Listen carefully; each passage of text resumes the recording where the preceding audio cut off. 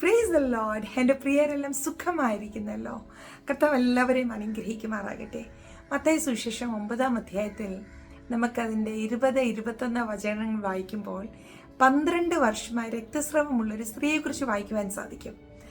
അവള് ഇങ്ങനെ ഉള്ളിൽ പറയുന്നുണ്ട്, യേശുവിൻ്റെ വസ്ത്രത്തിൻ്റെ തൊങ്ങലൊന്ന് തൊട്ടാൽ എനിക്ക് സൗഖ്യം വരും.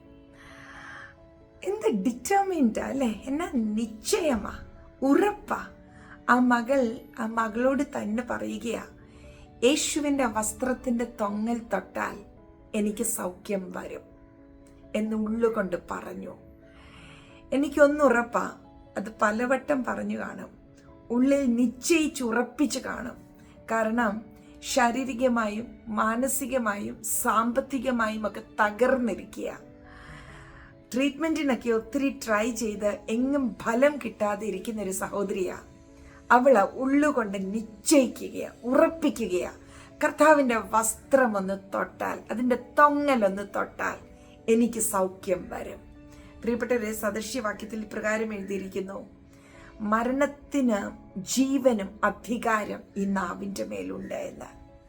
നമ്മൾ എന്ത് പറയുന്നോ, നമ്മൾ നമ്മളെ നോക്കി, നമ്മളുടെ പ്രിയപ്പെട്ടവരെ നോക്കി നാം എന്ത് പറയുന്നു, എന്ത് ചിന്തിക്കുന്നു, അതിന് വലിയ പവറുണ്ട്, ശക്തിയുണ്ട്.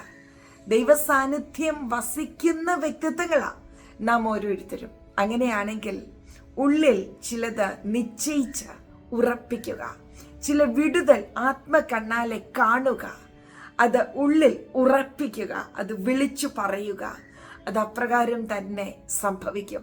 നമുക്കറിയാം, ഉള്ളിൽ നിശ്ചയിച്ചുറപ്പിച്ച പ്രിയ സഹോദരി കടന്നു ചെന്ന് യേശുവിൻ്റെ വസ്ത്രത്തിൻ്റെ തൊങ്ങലൊന്ന് തൊട്ടപ്പോൾ താൻ ആഗ്രഹിച്ചതുപോലെ, താൻ നിശ്ചയിച്ചതുപോലെ സൗഖ്യം യേശുവിൽ നിന്ന് തൻ്റെ ശരീരത്തിലേക്ക് പുറപ്പെട്ടു. അവിടുത്തെ ശക്തി തൻ്റെ ശരീരത്തിൽ വ്യാപരിച്ചു.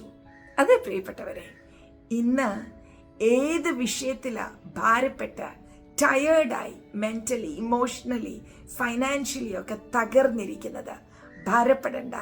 നിങ്ങൾ നിരൂപിക്കുന്നത് സാധ്യമാകത്തക്കവണ്ണം കർത്താവിൻ്റെ കരം നിങ്ങൾക്കായി പ്രവർത്തിക്കും. ഉള്ളിൽ ചിലത് നിശ്ചയിച്ചുറപ്പിക്കുക. കർത്താവുമായി ആഴമായ ഒരു ബന്ധമുണ്ടല്ലോ, യേശു നിങ്ങൾക്കായി പ്രവർത്തിക്കുമെന്ന് വിശ്വസിക്കുക, അതേറ്റു പറയുക, അതങ്ങനെ തന്നെ സംഭവിക്കും. പ്രാർത്ഥിക്കാം. പരിശുദ്ധ പിതാവേ, അങ്ങയുടെ സാന്നിധ്യത്തിന് നന്ദി. കർത്താവേ, ആ ബലഹീനയായ സഹോദരി തൻ്റെ ഉള്ളിൽ ചിലത് നിശ്ചയിച്ചുറപ്പിച്ചതുപോലെ, അപ്രകാരം താൻ ചിലത് ചെയ്തതുപോലെ, അതിനോടൊപ്പം പ്രാർത്ഥിക്കുന്ന എൻ്റെ പ്രിയപ്പെട്ടവർ ഏത് വിഷയത്തിൽ തകർന്നിരിക്കുന്നോ അതേ വിഷയത്തിന്റെ വിടുതൽ ഇപ്പോൾ അവർ ആത്മാവിൽ കാണട്ടെ. ചിലത് നിശ്ചയിച്ചുറപ്പിക്കട്ടെ. ഇപ്പോൾ വിശ്വാസത്തോടെ ചിലത് വിളിച്ചു പറയട്ടെ. ഹല്ലേലൂയ. അങ്ങയെ സ്നേഹിക്കുന്ന അങ്ങയുടെ പൊന്നു മക്കളുടെ നിരൂപണങ്ങൾ പോലും സാധ്യമാകത്തക്കവണ്ണം അവരുടെ ചിന്തകളെ പോലും പരിശുദ്ധാത്മാവ് ടേക്ക് ഓവർ ചെയ്യുന്നതിനായി സ്തോത്രം. ഞങ്ങൾ അങ്ങയെ സ്നേഹിക്കുന്നു കർത്താവേ. ഞാൻ എൻ്റെ പ്രിയരെ എല്ലാം ബ്ലെസ് ചെയ്യുന്നു. മഹത്വ അപ്പായിക്ക് യേശുവിൻ നാമത്തിൽ തന്നെ ആമേൻ.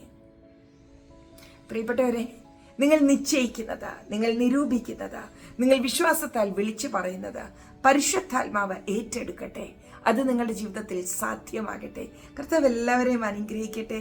കഴിഞ്ഞ ദിവസങ്ങളിൽ ഞാൻ പറഞ്ഞതുപോലെ ഓരോ വീഡിയോസും കാണുമ്പോൾ അത് ലൈക്ക് ചെയ്യുവാൻ മറക്കരുത് കേട്ടോ. ലൈക്ക് ചെയ്യണം, മറ്റുള്ളവരിലേക്ക് പങ്കുവയ്ക്കുക. കർത്താവ് എല്ലാവരെയും അനുഗ്രഹിക്കട്ടെ. Love you.